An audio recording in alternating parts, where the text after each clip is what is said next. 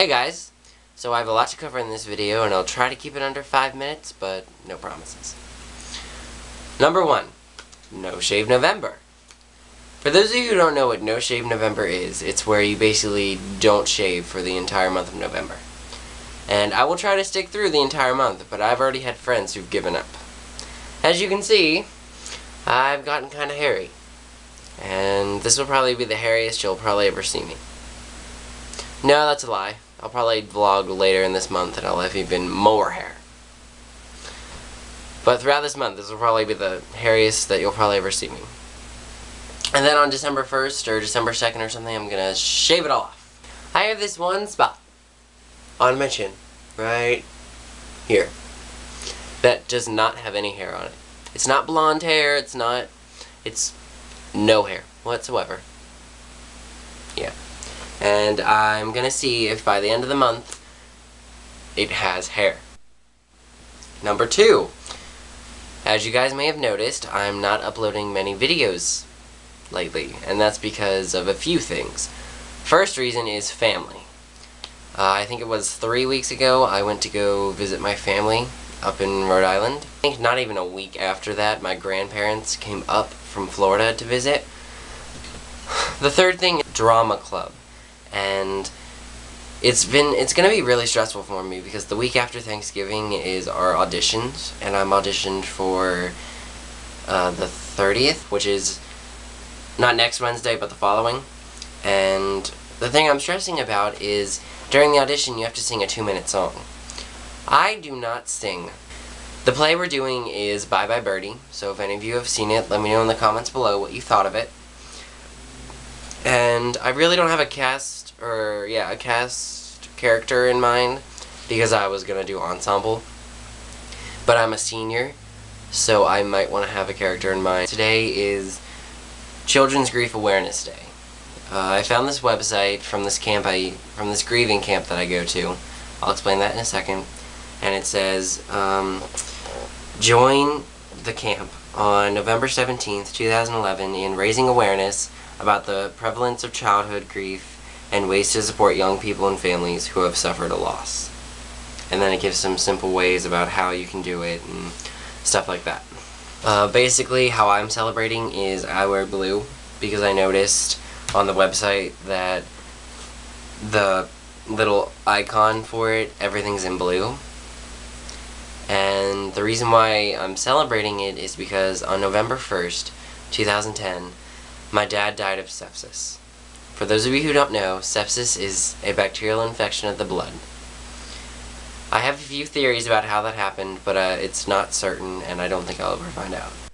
Alright, so this is my collage that I made for my dad. I've kind of taken it apart right now, so I can show you piece by piece. This part is a triboard that the troop made for us.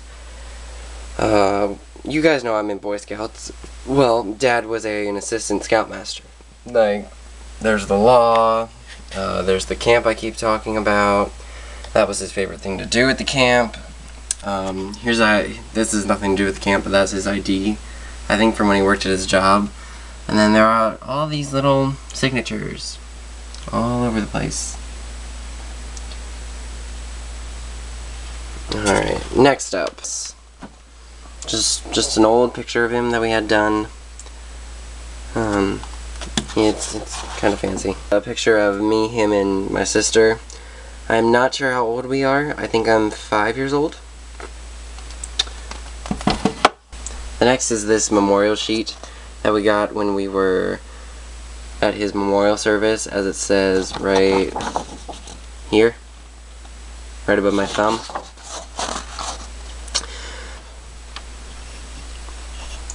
A cross I made, just 'cause. Helmet.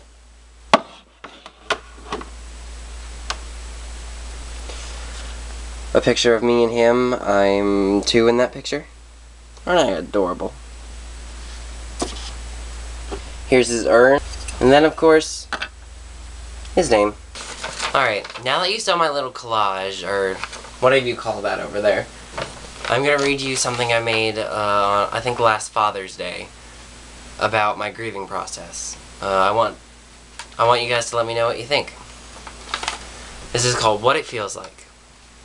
He's dead is all I hear, and that's all I needed. After hearing that, I feel like the ground opens up from under me, and I fall through it. I'm falling down the endless dark hole with nothing to hold on to, nothing to catch me, and nothing to break my fall. When I start to lose hope, I see a tiny beam of light burst out of a hole in the darkness. It starts on my right side, stretches toward the left, crossing in front of me, and disappears through another hole a few feet away. I wipe my hand through it, and it's like string, but it's too thin for me to hold on to. Within seconds of touching it, however, more beams burst through the darkness, and there seems to be a strong updraft that slows me down. More beams burst faster at different angles, thicknesses beneath me. The beams of light seem to be forming a net to catch me, which it does. I fall on the net, and not one strand breaks from beneath me. More lights form under and around me, and I start to get a little scared. I think the beams of light are going to make me part of the net. I quickly realize, however, that the lights will not. Whenever one comes near me, it simply goes underneath instead of over me. The lights keep adding to the net, which makes it more stable, tighter, and stronger. I start to get comfortable when the net starts to shake and move. Before I can even look around, the updrafts below become so strong that it breaks the ends of the net from their holes and forces it upwards. The updrafts last a long time. Sometimes it stops, but starts back up momentarily. Sometimes it happens in puffs, and sometimes the updraft even makes some strands of the net grow weak and break away. It seems like forever when I see something at the top. There seems to be a light that grows bigger and bigger as I get closer to it. It's not like the lights that makes the net, it's brighter. It takes me a while, but I realize the light is the hole I fell through coming into the darkness. The updrafts make the net stop a few feet from that hole. I take that as a sign, so I stand up and climb out of the darkness. It's so bright I have to let my eyes adjust from being in the darkness so long. When they finally do, I am so surprised by who's in front of me, I almost fall back in. It was someone that I thought I'd never see again. He was in a white robe with a light over his head. The light looks as if it was almost circular. This person is my dad, except he's younger and he has a mustache. Before he died, my dad had a thick mustache that he shaved off, and he did not let it grow back. Something like mine. He did not say anything, he just held out his hand and smiled. I took it, and he took me in a direction away from the hole. I looked back at it, and it's slowly closing. I turned back towards my dad, who was taking me through a fog. The fog feels warm and welcoming, but I do not have much time to enjoy it because we exit it within seconds. We find ourselves in front of a pearly white gate. I don't know what's beyond the gate, although I have a pretty good idea, but I don't care either. As long as I'm with my dad, I'm happy. So in the comments below, let me know what you thought of the story, and that's about it, all I have time for today. See you guys next time.